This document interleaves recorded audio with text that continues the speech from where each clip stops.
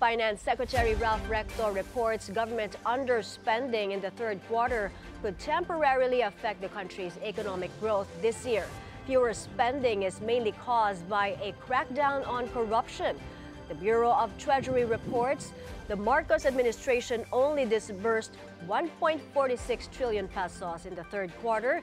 That's 141.73 billion less than its 1.6 trillion peso program for the period. This is mainly due to lower spending by the Department of Public Works and Highways. The flood control scandal has also affected investor confidence.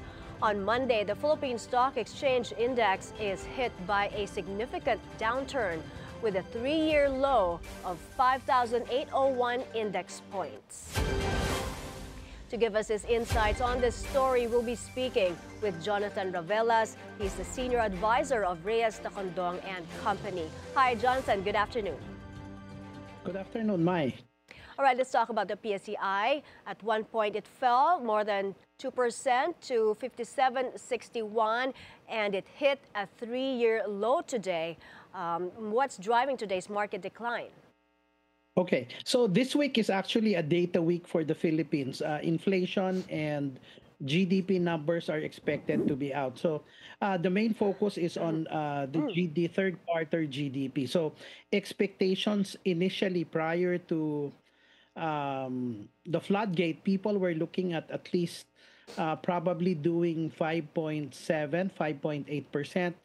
But because of this, there were a lot of expectations of below 5%. So this actually triggered the sell-off today.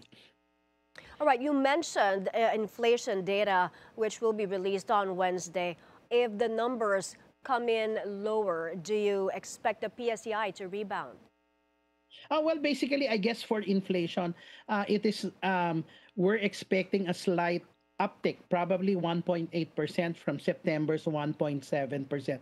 So it's still a very manageable number on the part of the central bank, mainly because it's still below its 2% target. So I don't think it will be a number that people will rally on, but it's actually good for spending. So the only problem is that despite that number could be good, people are still hesitant to spend given the fact that we've already seen that the impact of floodgate is actually less spending on the part of government, and eventually that could slow down the economic engine. Right. Well, most Asian markets are up today. Why is the PSEI not moving in the same direction?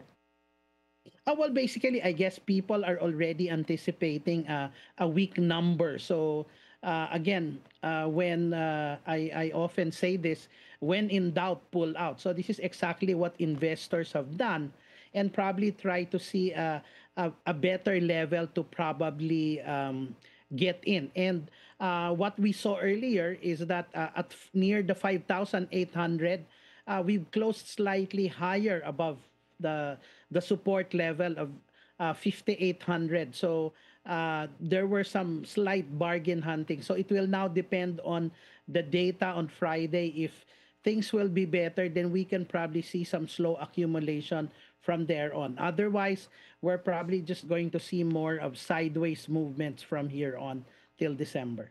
Oh, okay. Well, it's not the first stumble, though. There was a losing streak in September amid corruption concerns and public anger.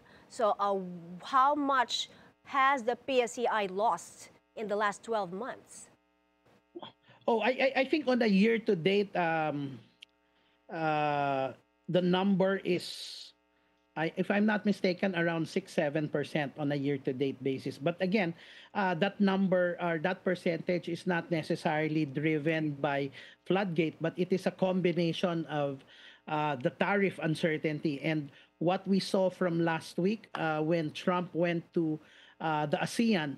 It reignited the tariff uncertainty. So that caused your peso to weaken, but the stock market was just flat. And all of a sudden, here comes the data coming this week that eventually the market reacted. Again, what is your outlook for the rest of the year? Well, for the stock market, I guess I'm looking at a possible year end at 6,000. So Hmm. that could probably see some bargain hunting at these levels. That will depend if the 5,800 will hold. Otherwise, that level could, if that is further penetrated, then the risks are towards 5,500. So my year end is 6,000, but the risks are 5. All right, so beyond inflation, what other factors or global developments could influence market sentiment in the coming weeks? Oh, well, basically, I think one that the market is waiting for is the U.S. Supreme Court decision on the reciprocal Hmm. tariffs. That I think if it will not be in Trump's favor, then that's good for the world. But if it's in Trump's favor, then we could probably see global adjustment. And again, the impact will be for the Philippines, secondary inflation effects, and some currency adjustments. Jonathan, thanks for talking to us today. You're welcome, Maya.